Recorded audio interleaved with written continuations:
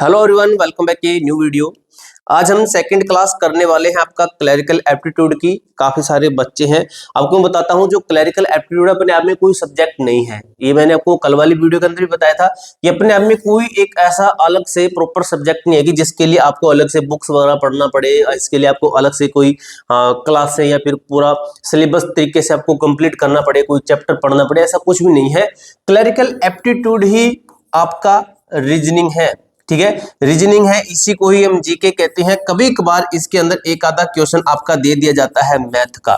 ठीक है, तो यही आपका है, यानी कि आपको अलग से कुछ भी नहीं पढ़ना है। सीआईएसएफ ट्रेडमैन है, जैसे मान लीजिए सीआईएसएफ ट्रेडमैन है, उसके अंदर अभी बच्चे कह रहे थे कि सर 20 क्वेश्चन रीजनिंग के है और 20 क्वेश्चन क्लरिकल एप्टीट्यूड के। तो मैंने उनको बोला है कि ये 20-20 मत बोलो, आप ये बोलो 40 क्वेश्चन है रीजनिंग के, क्योंकि जीके का 1-2 क्वेश्चन देते हैं।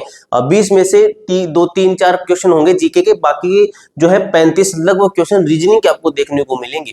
ठीक है, तो हम इसी के लिए मैं आपको बोलता हूँ रीजनिंग के ऊपर ज्यादा फोकस करना। अगर आप बीएसएफ एचसीएम किसी ऐसे एग्जाम से हैं, किसी भी ऐसी भर्ती से आप पेपर दे रहे हैं जिसके अंदर क्लरिकल एप्टीट्यूड है, तो रीजनिंग है, तो रीजनिंग के ऊपर थोड़ा ज्यादा फोकस कीजिए। ठीक है, क्योंकि उन्हीं के क्वेश्चन आपको देखने को मिलेंगे। ठीक है, अब दोस्तों पहले क्वेश्चन की तरफ चलते हैं। हम प्रैक्टिस सेट के माध्यम से क्लरिकल एप्टीट्यूड को करेंगे, क्योंकि रीजनिंग आपकी हो चुकी है, रीजनिंग आपने पढ़ ली है। अब हम क्लरिकल एप्टीट्यूड को हम प्रैक्टिस सेट के माध्यम से करेंगे। इसके लिए स्पेशल मैं आपको कुछ क्लासेस दूंगा। वैसे आपको क्लासेस अगर यहाँ से देख रहे तो बहुत अच्छी बात है, लेकिन आपको लगता है कि हम सर यूट्यूब पे भी देख सकते हैं, इधर उधर से प्रैक्टिस सेट लगा सकते हैं रीजनिंग के, तो लगा सकते हो, कोई दिक्कत नहीं है, यहाँ से भी देख सकते हो। क्वेश्चन नंबर 1 क्या कहता है, यहाँ पे देखिए, जो रीजनिंग का क्वेश्चन है इसको इसके साथ रिलेट करो।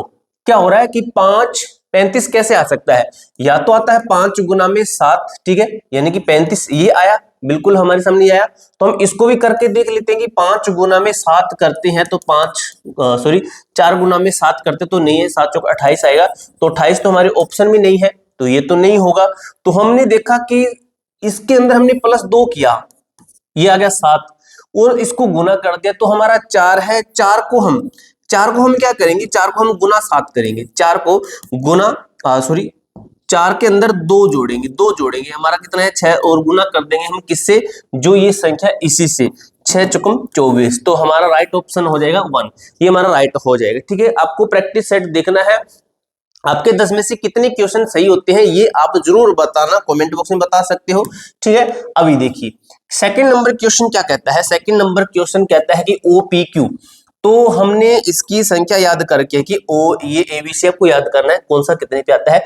O आता है हमारा 15 पे आता है, P आता है हमारा 16 पे आता है, और Q आता है हमारा 17 पे आता है, PQ। ठीक है, ये आता है, यानी कि 15, 16, 17 इस तरीके से आ रहा है। और यहाँ पे ये है, या तो हमारा 18 पे, या तो 19 पे, या तो 20 पे। ठीक है, यानी कि सीक्वेंस में दे रखा भाई कितना है। इसके अंदर देखिए प्लस में 3 है, प्लस में 3 है, और प्लस में 3 है। ठीक है, इस तरीके से है, यानी कि सभी के अंदर +3 है। तो इसी तरीके से हम आगे को भी कर देंगे। ये तुम्हारा 1 पे, 2 पे, 3 पे, और +3 कर देंगे तो कितना आएगा, इसके अंदर +3 करेंगे, 4 +3 करेंगे, 5 +3 करेंगे, तो कितना आ जाएगा 6। ठीक है, तो हमारा ये ऑप्शन है डी, यानी कि यहाँ पे आएगा डी, ये आ गया डी। तो आगे क्या है, ABCDEF, DEF, तो ये आ गया, यानी कि पहला ऑप्शन हमारा राइट आंसर बन जाएगा। उसके बाद में नेक्स्ट क्वेश्चन है जो कि हमने जीके का लिया है। अब ये इसका क्या रिप्लाई आएगा, आपका क्या आंसर होगा, क्या रिप्लाई आपका आएगा। तो ये क्वेश्चन बहुत बार एग्जाम्स का तरफ, बहुत बार एग्जाम्स के अंदर आया हुआ क्वेश्चन है आपका, जिसके अंदर बोला गया भारत का राष्ट्रपति बनने के लिए न्यूनतम उम्र क्या चाहिए होती है, क्या होती है। 25, 30, 18, 18 तो नहीं होगी। ठीक है, 25, 30 या 35 इनमें से एक है, तो हमारा राइट ऑप्शन बनता है 35 वर्ष। अब दोस्तों, भारत का राष्ट्रपति बनने के लिए एक चीज है कि यह भारतीय नागरिक होना चाहिए। क्या होना चाहिए, भारतीय नागरिक, भारतीय नागरिक होना चाहिए। अब ये बात हमें किसने बताई कि भारतीय नागरिक होना जरूरी है, तो ये बात बताई हमें आर्टिकल, एक्ट लिखता हूं 58, एक्ट 58 ये कहता है कि वह भारतीय नागरिक होना चाहिए। अब क्वेश्चन आ जाए आपके सामने भी, कोई आर्टिकल लिखा गया, आपको नहीं पता है कि भाई राष्ट्रपति से संबंधित है, किससे संबंधित है, तो आपको क्या करना है, आपको देखना है कि आर्टिकल 52 से लेकर आर्टिकल 52 से लेकर 62 सभी के सभी ये क्या है, ये राष्ट्रपति के हैं, राष्ट्रपति के हैं। यानी कि 52, 53, 54, 55, 56, 57, 58, 59, 60, 61, 62 ये सभी के सभी राष्ट्रपति से संबंधित है, ये सीक्वेंस में है।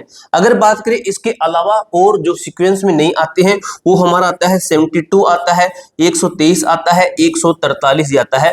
ये हमारे आर्टिकल है, ये भारतीय राष्ट्रपति से संबंधित है। आर्टिकल 72 काफी बार एग्जाम्स के अंदर आता है, जो कि ये कहता है कि भारतीय राष्ट्रपति को क्षमा कर सकता है किसी को, जैसे फांसी की सजा दी गई है, जैसे किसी को मौत की सजा दी गई है तो भारतीय राष्ट्रपति उस सजा को माफ कर सकता है, ठीक है। लेकिन आर्मी के अंदर यह लागू नहीं होता है, यानी कि जो आर्मी के अंदर जैसे देशद्रोह का काम करता है तो उसके अंदर ये लागू नहीं होता है। ये बात भी आपकी इसके अंदर लिख लेना, आप अपने जो है नोट्स बनाया करो भाई, आप अपने इस तरीके के नोट्स बनाया करो। नेक्स्ट क्वेश्चन क्या कहता है आपका कि जो टिप्पू सुल्तान था इसके पिता का नाम क्या था भाई, ठीक है। टिप्पू सुल्तान के पिता का नाम क्या था? तो टिप्पू सुल्तान के पिता का नाम आपके सामने ऑप्शन दिए गए हैं, मीर कासिम, मीर जाफर, हैदर अली, शाह आलम। तो हमारा ऑप्शन हो जाएगा हैदर अली। हैदर अली, हैदर अली के बारे में एक चीज हमने पढ़ी है कि इन्होंने पहला युद्ध आंग्ल मैसूर फर्स्ट युद्ध, ठीक है, एंग्लो मैसूर फर्स्ट युद्ध, फर्स्ट वार लिख सकते हो, फर्स्ट युद्ध, जो कि कब हुआ था? 1769 में जीता, ठीक है, जीता, ये जीते थे। हारे कौन थे? हारे थे ब्रिटिशर्स, ठीक है। यहाँ पे हम अंग्रेज लिख देते हैं, इंग्लिश लिखा गया, अंग्रेज इस युद्ध में हारे थे, ये जीता था, ठीक है। फिर इन्होंने इसके साथ में कोई संधि की थी, उस तरीके से फिर इनका पूरा मामला सोल्व हो पाया था। अब ये हैदर अली है, ये कहां से थे, कहां पे इनका जन्म हुआ था? तो ये हैदर अली भारत के अंदर राजस्थान के अंदर अजमेर, तो ये अजमेर से थे, ठीक, कहां से थे? अजमेर से थे। और इन्हें एक नाम और भी दिया जाता है कि जो हैदर अली है इनको कहा जाता है मैसूर का बाग, ठीक है, मैसूर के बाग, मैसूर का, यानी कि मैसूर का शेर भी कह सकते हो। जब क्वेश्चन आ जाए कि मैसूर का शेर किसे कहा जाता है तो टिप्पू सुल्तान के पिता हैदर अली को ये कहा जाता है, ठीक है। और ये आपका क्वेश्चन, ये भी ज्यादा क्वेश्चन इसके, ये काफी सारे क्वेश्चन इसके देखने को मिलते हैं। क्वेश्चन नंबर 5 ये कहता है कि यह आकृति इनमें से किसमें निहित है, यानी कि इसके अंदर यह आकृति किसके अंदर निहित है। मैं इसको जूम करके आपको दिखा देता हूं, ठीक है। यह आकृति हमें इसके अंदर ढूंढनी है। तो देखिए ये हमारी ऊपर से एक लाइन आती है, तो ऊपर से लाइन इसके अंदर नहीं है तो ये हमारा कट हो गया। ऊपर से लाइन है, ऊपर से लाइन है और ऊपर से लाइन है, बिल्कुल ही हो गया। उसके बाद में ये लाइन सीधी आ रही है, यहाँ पे सीधी लाइन आ रही है, सीधी आ रही है, यहाँ पे सीधी लाइन नहीं है तो ये भी हमारा कट हो गया, यानी कि ये दो बच गए हमारे सामने।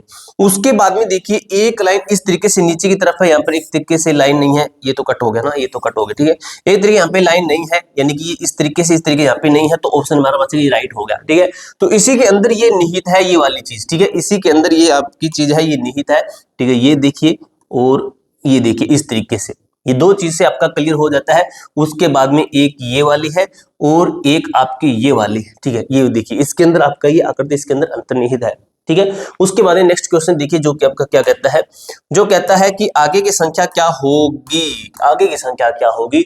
तो हमने देखा कि 2 के अंदर 1 जोड़ा, 3 3 के अंदर आधा जोड़ा 3.5, ठीक है, इनकी 0.15। इसके अंदर भी हमने देखा 1 जोड़ा 6, आधा जोड़ा 6.5, ठीक है, यानी कि 0.15 जोड़ा गया। इसी के अंदर हम देखेंगे कि आगे दोनों संख्या हमें नहीं पता है, तो हमने देखा कि ये देखिए यहाँ पे कितना +3 आ रहा है और यहाँ पे भी हम +3 कर देंगे तो कितना आ जाएगा, तो यहाँ पे आ जाएगा 8। और यहाँ पे कितना 1 फिर आधा, 1 जोड़ते हैं तो 9, आधा जोड़ते हैं तो 9.5, यानी कि प्लस करेंगे कितना 1.5 हम प्लस में करेंगे तो हमारा आएगा 9.5, राइट आंसर 3 आपका हो जाएगा, ठीक है। उसके बाद में क्वेश्चन नंबर 8 क्या कहता है, क्वेश्चन नंबर 8 क्या कहता है आपका, यदि एच डी जे को 11 है तो बी एन टी क्या होगा, बी एन टी। ये एच हमारा कितनी पे आता है, इसको हम लिखेंगे 8 पे आता है, ये हमारा 4 पे आता है, ये आता है 10 पे आता है, यानी कि या तो इसको जोड़ के लिखा है, सीधी संख्या तो नहीं लिखी, इसको जोड़ के लिखा होगा। 8 4 12, 12 10 कितनी होती है 22, तो 22 को इसके साथ कैसे रिलेट करेंगे, हम इसका हाफ कर देंगे, ठीक है, 1/2 कर देंगे, ठीक है, इसका हाफ कर दिया तो यहाँ पे 11 आ गया। बिल्कुल ऐसा हम करके देख लेंगे, या 2 पे आता है, या हमारा 14 पे आता है, या 20 पे आता है। ये कितना हुआ आपका 16 20 36, 36 आता है, तो 36 को हम ये भाग कर देंगे तो 18 आ जाएगा। तो क्या ऑप्शन में 18 है, तो बिल्कुल है, तो ये हमारा राइट आंसर हो जाएगा 18। ठीक है, इस तरीके से आपका हो जाएगा। उसके बाद में ये चीज आपकी आती है, ये आपकी मैथ के अंदर भी क्वेश्चन देखने को मिलेंगे, रीजनिंग के अंदर भी ये क्वेश्चन ऐसा होता है जो कि मैथ में काउंट होता है, रीजनिंग में भी काउंट होता है। बोर्ड मास आपको पता होना चाहिए कैसे होता है, तो इसको हम लिख देंगे 8 भाग में 4 प्लस में 3 माइनस में 2, तो इसको काट देंगे इसका 2 और इसको जोड़ देंगे 5 और माइनस 2 करते हैं 3, तो राइट आंसर कितना आएगा 3, आपका first option that is right answer. अब ये चीज देखिए, मैंने आपको कल भी बोला था कि जो स्क्वायर है, स्क्वायर रूट है, ठीक है, क्यूब है, इनको याद करना है। स्क्वायर आपको कम से कम 70-80 तक याद होने चाहिए, क्यूब है आपको कम से कम 50 तक याद होने चाहिए, और पहाड़े आपको 20 तक याद होनी चाहिए। ये चीजें याद करोगे आपकी कैलकुलेशन फास्ट हो जाएगी, देख लेना। 50 तक आपको याद करना है, और इसका आंसर आपको मैं 841 होगा कि 841 इसका आंसर है, लेकिन आपको कमेंट बॉक्स में मैंने देना था, लेकिन मैंने को यहाँ पे बता दिया है, ठीक है। तो ये प्रॉपर मैंने आपको आज की क्लास के अंदर पूरा अच्छे तरीके से बता दिया। इसी तरीके से 10-10 क्वेश्चन या फिर इससे ज्यादा क्वेश्चन हम करते रहेंगे, ठीक है। मिलते हैं नेक्स्ट वीडियो के अंदर, तब तक के लिए जय हिंद, जय भारत।